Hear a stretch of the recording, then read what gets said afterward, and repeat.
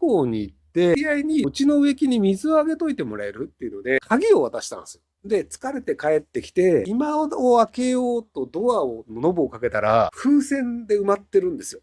どういうことって思って、部屋一面風船だったんですよ。サプライズ的なやつでね。ただ、海外旅行から帰ってきて、すげえ疲れてたんですよ。僕は寝たい。風船の中で寝よう。ということになったんですよ。寝始めると定期的に風船が割れます。何もしなくてもね、割れるんだよね。30分とか1時間に1回ぐらい、パーンって音がして、部屋閉め切ってる中で、その密閉された中で風船が破裂する圧力で、その響いた音で、また他の風船も割れるんですよ。だからなんか30分に1回パンパパパンみたいになって、なんだみたいなので、翌朝まで頑張ったってね。